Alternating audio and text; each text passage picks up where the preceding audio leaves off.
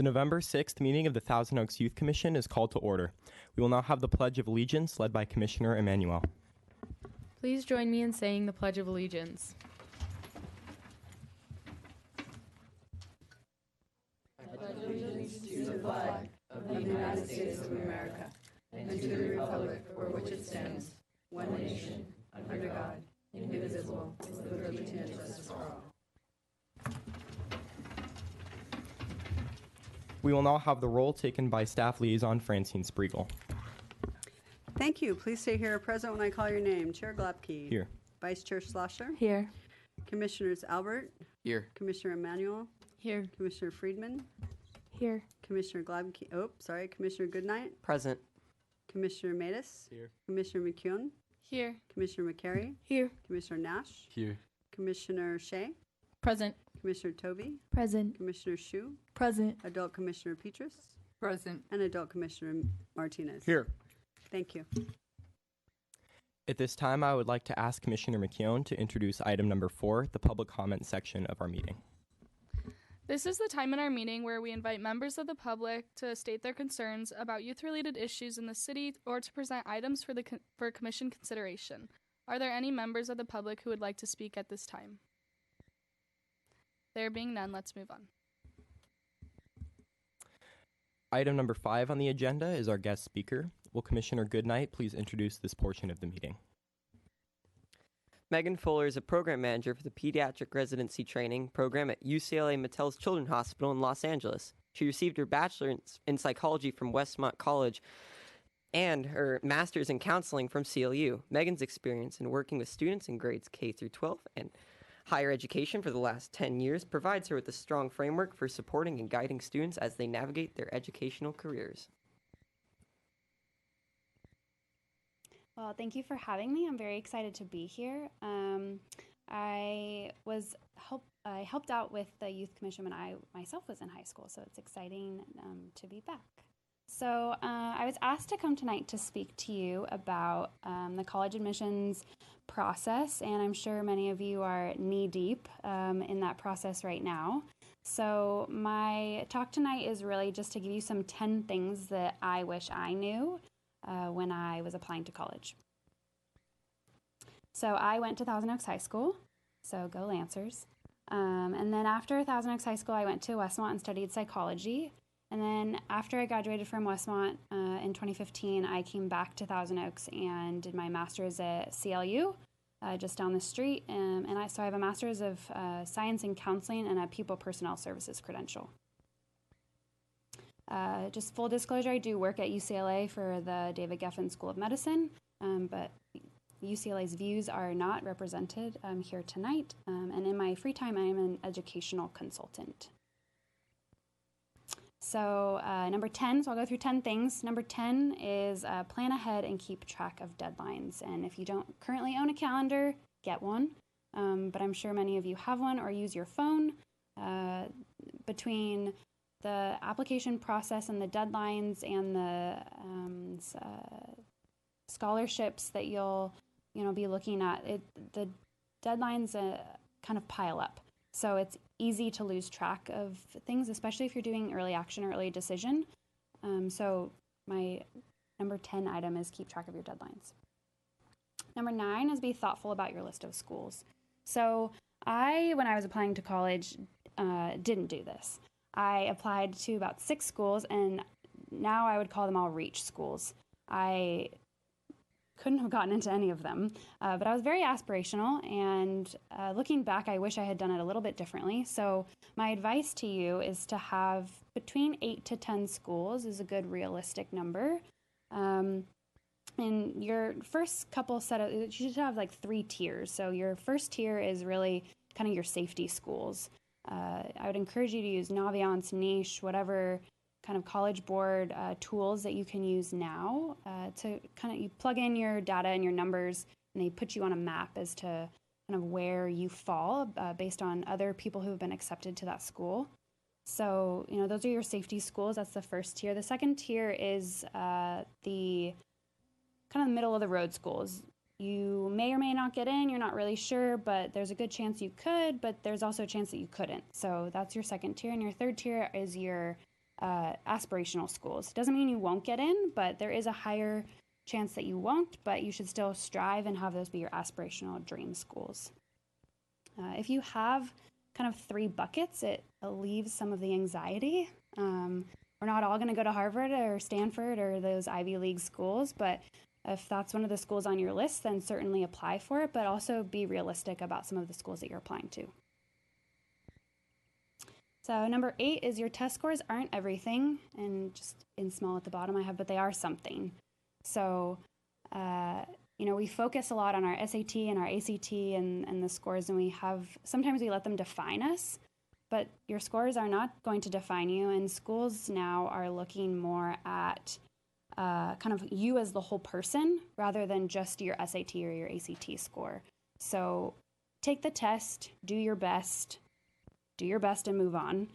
Don't let it define you or dwell on it. If you want to retake it, you can, if that's a financial possibility for you, but don't kind of let it bog you down and make you think that you're not going to college because your SAT score wasn't amazing. Schools are kind of moving away from that now. So, if you don't have the SAT or the ACT score that you wanted, it's okay. So number 7 is you don't have to have had a life-altering event to get into college. And I say this because a lot of the prompts that you'll see when you're doing your personal statement or your essays or your supplemental questions will make you feel like if you haven't gone through something tragic or monumental yet, then you're not going to college. And that's not the case. You're only 16, 17, 18 years old, and if you haven't had a tragic event happen to you, I'd say that you're doing pretty well. So there's 2 parts to this. One is that is part of your essay. So I'll go into my second part, which is have 3 to 5 people read your essay. And I say that because I think sometimes we take our personal statement and our essay and our supplemental questions as very personal, and they should be, but I would encourage you to share them with people that you trust for a number of reasons. One, just grammar. We make mistakes, and that's okay. You're a human being, but you don't want to have simple grammar mistakes when you're submitting it officially. But the other is that other people will be able to kind of give you some advice and speak to some things that you might not have considered and challenge you in maybe making some adjustments. But in terms of your essay, the college admissions counselor that's reading your essay is not necessarily looking at it for content. They're looking at your writing style. They're looking at the type of writer that you are, how well you can articulate your words. So if you haven't had, a traumatic event that's happened to you, that's okay. And going off of that, what I like to encourage students is you are applying to the school, and yes, you are going to pay them tuition and you are going to be a student and you will attend.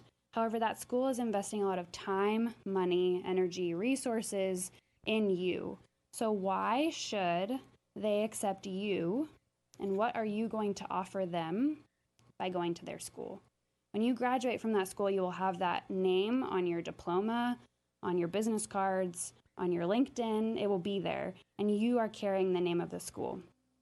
So if you end up going to CLU, why should CLU invest in you, and why should CLU allow you to put their name on your resume? So just think about it in a different lens when you're writing your essay, and sometimes that can help if you need kind of a path as to how you're writing your essay. The supplemental questions can be very broad, and sometimes it makes it hard. But in your English classes, I'm sure you're doing this. Your teachers are having you write an essay and share it with your peers, or your teacher will grade it and they'll look at it. Take advantage of that opportunity and allow them to do that, because the more people that can give insight into your essay and what you're saying and how you're saying it is helpful. Number 5 is visit the College and Career Center on your campus. If you don't know where it is, you should find it tomorrow when you go to school.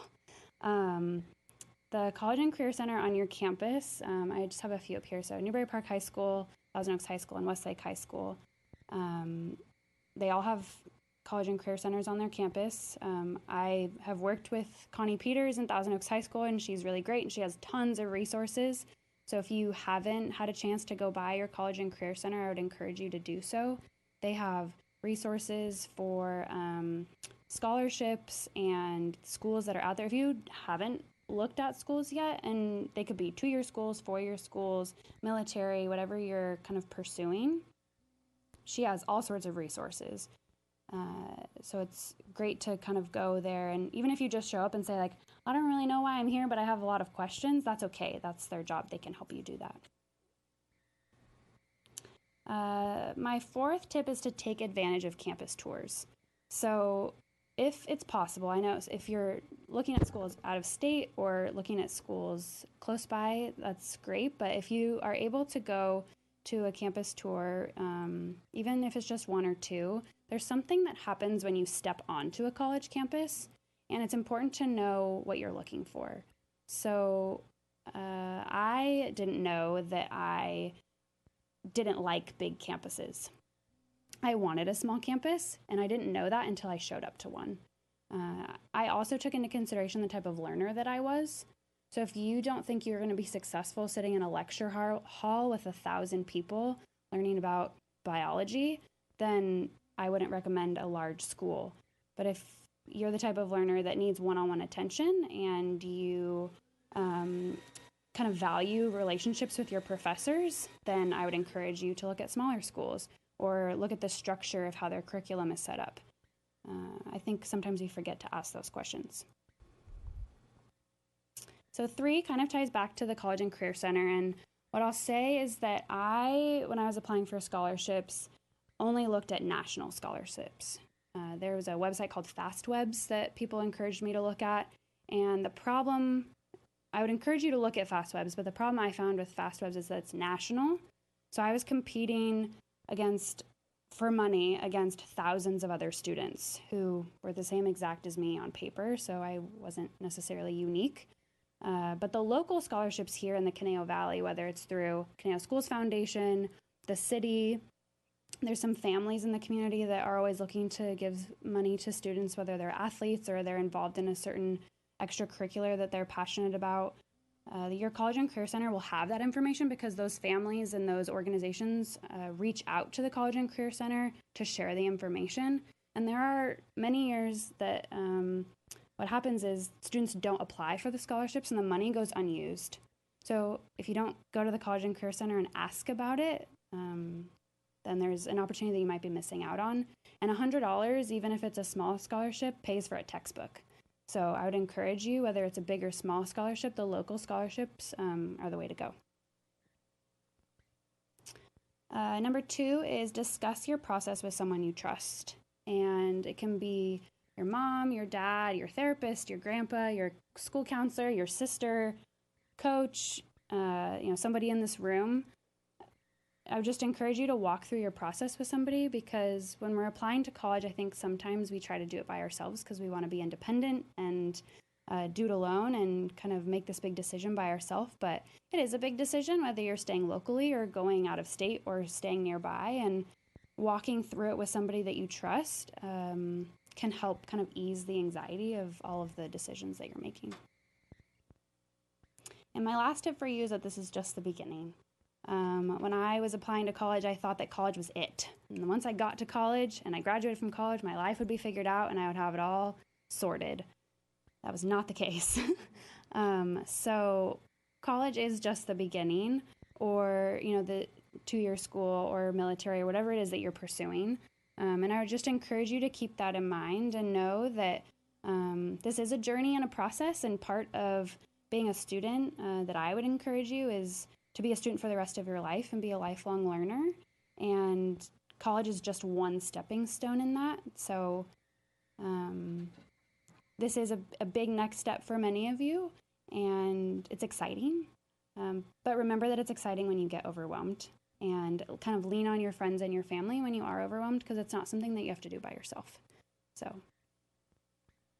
and if you have any questions, let me know. That's my email. If you have specific questions that you want to reach out to me about, and I left some cards by the door. But if you have any other questions, I'm happy to answer them.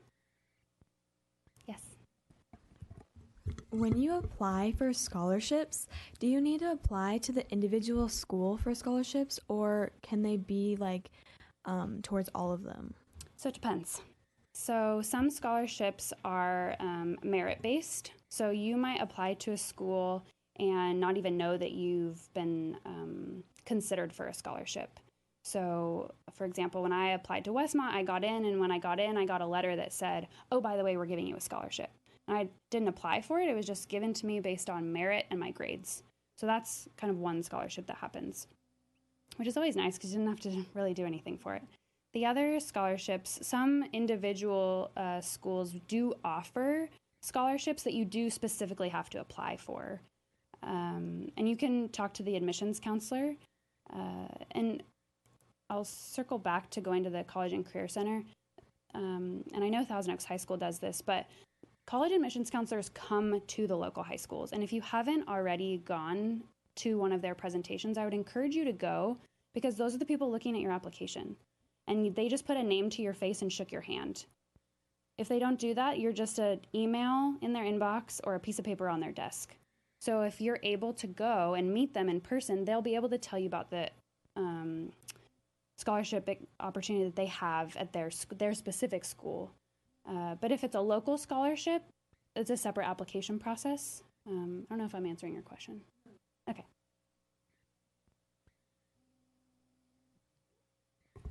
Commissioner Shute. How did you know that you wanted to major in psychology? I didn't. That's the simple answer. I went through a lot of different pathways to kind of figure out what I wanted, and I still haven't quite figured it out. But I thought I wanted to be a teacher, and Thousand Oaks High School, and I think at some of the other local high schools, they have a majors program where you can kind of explore certain careers. I thought I wanted to be a teacher, and then I thought I wanted to be an occupational therapist, and then I thought I wanted to be a school psych, and kind of went through all of these things, and I shadowed a lot of people. Literally just like asked people if I could come like hang out with them for a day, so I would encourage that. I took people to coffee and just like asked them kind of what their day looked like, and if it sounded interesting, then I kept going, and if it sounded awful, then I said, thanks so much, have a nice day. But I think I took a Psych 101 class in my freshman year of college, and I really enjoyed it. So I took another psych class, and I really liked that one too. And then I ended up pursuing psych. And I would encourage you to do this if it's possible wherever you end up, is I asked if I could tailor my curriculum to my interests. So I actually took psych classes, and then all my elective classes were education classes from the liberal studies program. So instead of taking more psych classes for my elective, I added in liberal studies education classes. So, and when I went to grad school, I felt more prepared because a lot of the information I had was kind of a repeat for me because I already had some of it. So that's a long answer to your question, but I think my advice would be just to be open to the possibility of exploring different things. And if you're signing up for classes in college, sign up for something you've never heard of before and take it and see if you like it, because you might end up liking it, or go shadow somebody. Are there any other questions? Commissioner Nash. Do you have any advice on how to show promise in your essays or your personal statements? That's a good question. I think it kind of goes back to what I was saying about why should they invest in you. How you do that is going to be different for each person, depending on the school and what the school is offering and maybe what your interests are. But I would think about how you want to contribute to society and the world. That sounds very like beauty pageant-ish. I'm in a world peace, but how is having their name on attached to you going to impact them and you? So what can they offer you and what can you offer them? It's kind of like a business transaction. So think about it that way. Are there any others? Commissioner Freed. How early would you start preparing for college applications? No. now. Oh, you're in 8th grade now. I would say, as an 8th grader, sorry, I thought you were a senior in high school. As an 8th grader, I would say do some exploration. On your next, spring break or winter break coming up, if you happen to be driving past a school, like ask your parents if you can get out and walk around the campus and see if you like it. Look online, and a lot of schools now actually, for students who can't come to campus, they have these virtual tours. My brother did a lot of those when he was applying to college, and they're actually really helpful, and someone literally like walks you through the campus and narrates it. So that's a great resource and tool. But I would also just encourage you to talk to people who might be in high school or who are in college, or if you have older siblings or friends and family, just kind of start exploring what you're interested in and what you might want to pursue. And as you start signing up for your classes in high school, keep that in mind. Commissioner Shu. I have 2 questions. Okay. How did you reach out to people to know how to job shadow, or like how do you network with people and find people to job shadow? Yeah. And also, when do you start applying for scholarships? So scholarship, I'll go backwards. Scholarship deadlines vary, which is why I would encourage you, I'll go back to number 10, have a calendar with your deadlines, and B, get in touch with your college and career center, because they'll be able to help you keep track of those deadlines, but also give you a sheet of all the deadlines, especially if they're local scholarships. And then your other question was how networking. So networking is a bit of a skill. And if you can learn it now, you'll be really great when you're in college and when you start your careers. But it might be something simple, like you are at a barbecue with your family and you talk to your family friend and they say that they work for the city of Thousand Oaks, and you say, that sounds really interesting. I don't really know what that means, but could I come and shadow you for an afternoon? Like, I usually get out of school at 12. Could I come for like 2 hours and shadow you? They could say yes or no. If they say no, okay, then move on. But if they say yes, then you just created a cool opportunity for yourself and you get to meet cool people. And you'll I think it's great to be able to close doors. So you might be able to show up and say, like, that was the worst afternoon of my life and I never want to do that again. And that's okay, because then you close that door and you can move on to the next one. But you might also show up and say, that was actually kind of fun and I really like public works or youth commission. So I want to pursue that further. And you can do that. So any opportunity that you're meeting people, if they sound like they have an interesting career or a job or component of their life that you're interested in, just ask them if you can hang out with them for an afternoon.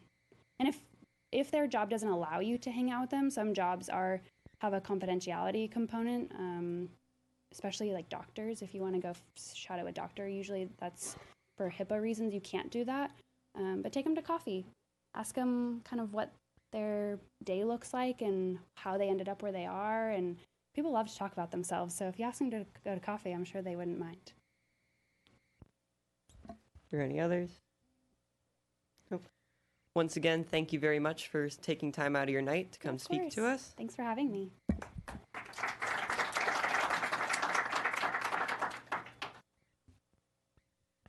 Item 6 on the agenda is project reports. The Youth Commission undertakes a number of projects during the year, and I will introduce the following commissioners who oversee the coordination of these projects and ask them to present summaries and provide any updates.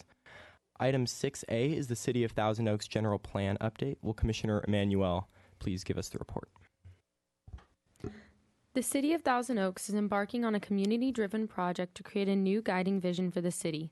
The initiative, Thousand Oaks 2045 Rooted in Community, will result in a new long-range citywide general plan.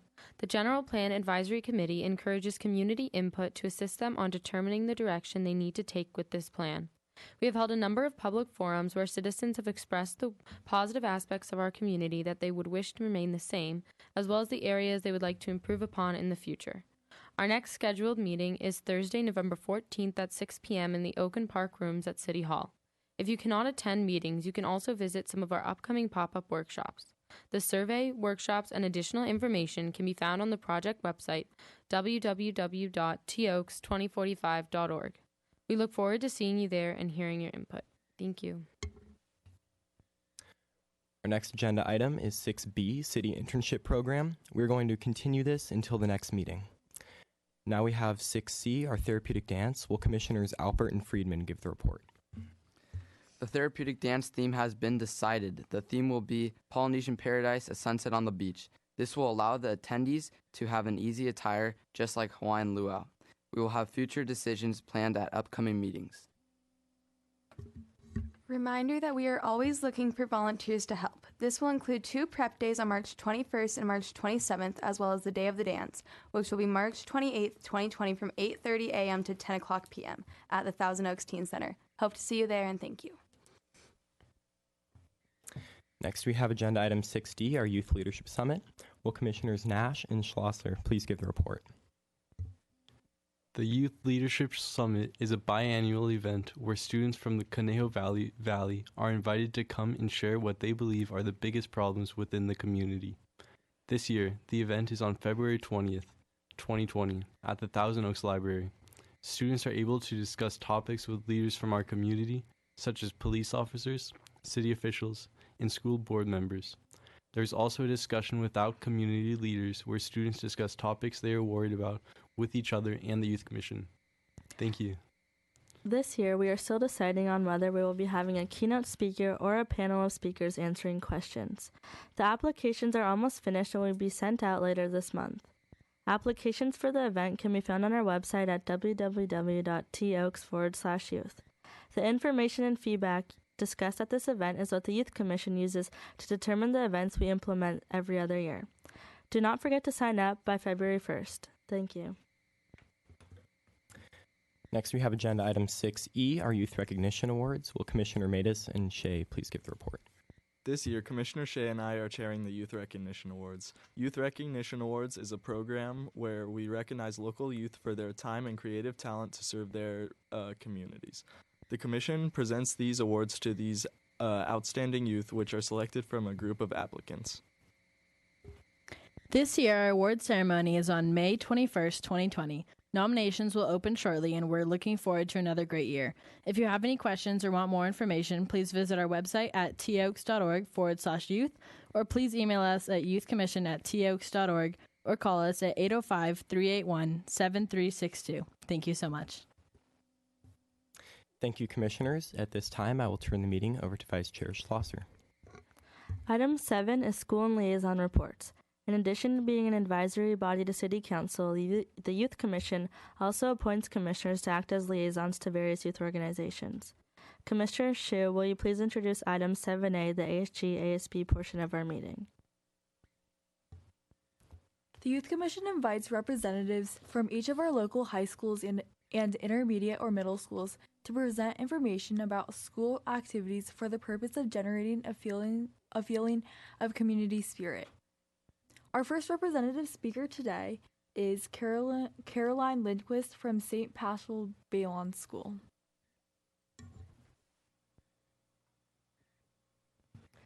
Good evening. My name is Caroline Lindquist, and I am an 8th grader at St. Paschal Baylon School. 3 weeks ago, we held our annual fall festival with a lot of amazing rides, and it was a huge success.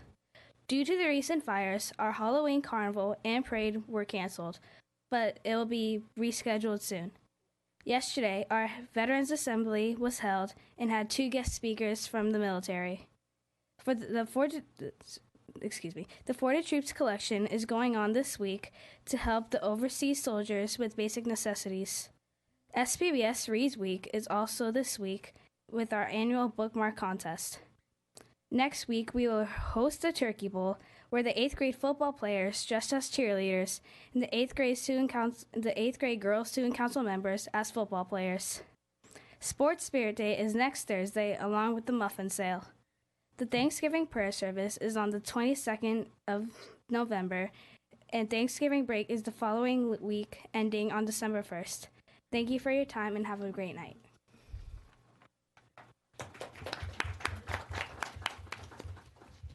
Thank you.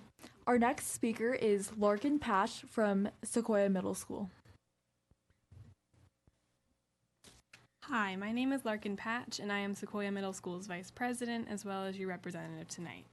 We just successfully completed our fall carnival, which included an amazing haunted house we designed and created. We also just wrapped up our Red Ribbon Week, including many fun dress days, including Jersey Day, Orange for Unity Day, and to complete the week, Red Day. We had a pink and costume day planned, but those were canceled due to the unexpected fires. For November, we will be holding a Man of Food drive to help get students to donate food to people in need. This will be lasting until the 15th. Our amazing PE teachers are holding our annual 5K run on the 22nd, which the majority of the school attends. Our TO Strong Remembrance is tomorrow, followed by our Veterans Day Assembly, as well as our red, white, and blue dress-up day. Thank you for listening and have a great night.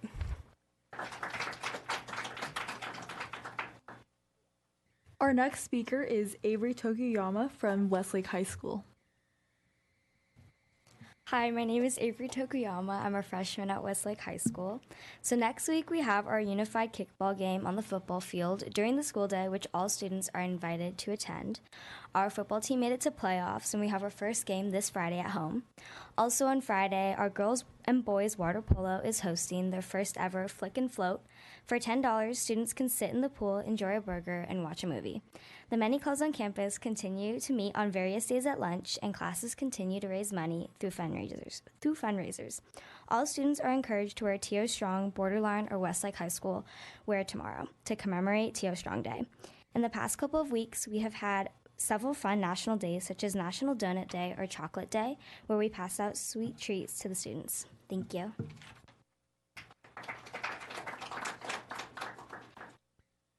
Our final speaker is Olivia Sawtell from Lorena High School.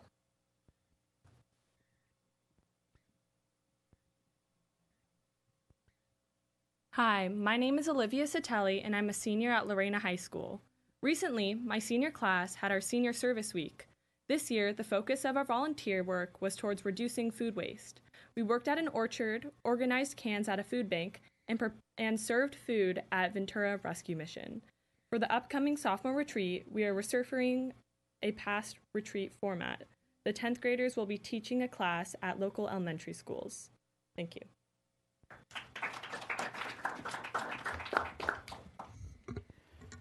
Thank you. And now I would like to turn the meeting back to Vice Chair Slosher. Thank you, Commissioner Shu. Item 7B is the Teen Center Advisory Council. Will Teen Center Liaison Commissioners Friedman and Goodnight please introduce this portion of the meeting? The fall season continues to be a very busy time at the Thousand Oaks Teen Center. Middle school leagues play continues to flourish with 36 teams competing against each other in girls volleyball, boys basketball, and boys soccer. Fall-winter program registration is underway, where a number of special interest classes and sports classes will be offered to local interested teens. We hope you all had a chance to visit the Reign of Terror Haunted House at the Jan's Marketplace.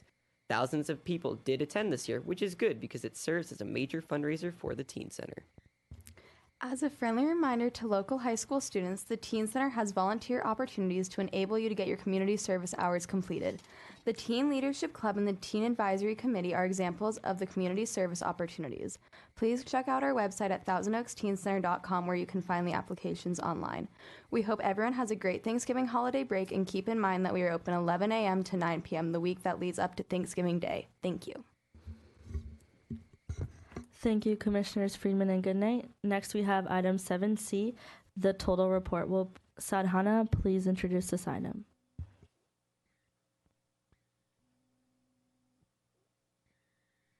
Hello, my name is Sadhana Jaykumar, and tonight I am representing the Thousand Oaks Teen Advisory League, or TOTAL, for the Thousand Oaks Library. TOTAL has several programs and events, upcoming events at the library. Are you studying for the SAT or ACT? Come to the Thousand Oaks Grant R. Brimhall or Newbury Park Library and ask about our exam study resources. We have test books, online practice questions, and tutorials through our virtual library. Ask a librarian about all the ways you can prepare to do well at the exam. You can borrow flashcards inside the library and find a quiet study space to study with friends. We also have some SAT and ACT trivia at the library. Answer correctly and you have a chance to win a prize. Delicious drawings in demand. The library is hosting a food illustration contest. Pick up a submission form at the library and make a delicious drawing of your favorite foods. Submit your delicious illustrations for a chance to win a prize. There are scavenger hunts and puzzles at the library just for teens. Middle school and high school students can find a puzzle or scavenger hunt sheet at the library. Complete and submit by November 31st for a chance to win a prize.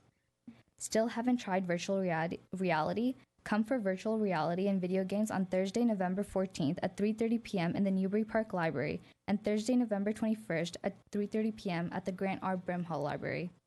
Library volunteers wanted. We are always looking for teen volunteers to help out with the library program, so go to www.tolibrary.org to apply online. If you are looking forward to the holidays, join us for 3D printing for the holidays. You can learn about 3D printing and ideas for designs to create just in time for the holidays as decorations or gifts. Mark your calendars and join us on Tuesday, November 26th at 3:30 p.m. at the Grant R. Brimhall Library. Want to read magazines online for free? Check out the Flipster app with your Thousand Oaks Library card number. You can access a number of fun, popular magazines, all for free, with the Flipster app and your Thousand Oaks Library card. Thank you for your time, and we hope to see you soon at the Thousand Oaks Library. Thank you, Sadhana. Now I would like to turn the meeting back over to Chair Globkey. As we come to the close of our meeting, I would like Commissioner Tovey to introduce item number 8, Commissioner Comments. This is the last portion of our meeting where commissioners can provide any information, comment, or announcements which no action by the commission will be taken. At this time, are there any commissioner comments? Vice Chair Slosher. Just a reminder that I know tomorrow is the 1-year anniversary of the Borderline shooting. There's going to be I think a gathering at the Borderline parking lot tomorrow night, and also a memorial service here at the Civic Arts Plaza Friday night. Thank you.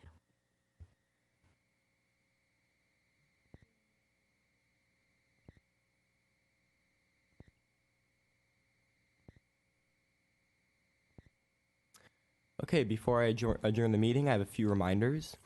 Follow Thousand Oaks YC on Instagram, TO Youth on Twitter, and Thousand Oaks Youth Commission on Facebook. We're looking for volunteers for our therapeutic dance on March 28th. And remember to look out for Youth Summit and Youth Recognition applications, which will be out later this month. If you'd like any information about the Youth Commission or have questions about the agenda items discussed, please call 805-381-7362 or email youthcommission@toaks.org, or like Thousand Oaks Youth Commission on Facebook, or follow us on Twitter and Instagram. There being no further business to come before the Commission, the Youth Commission is adjourned until our next regular meeting.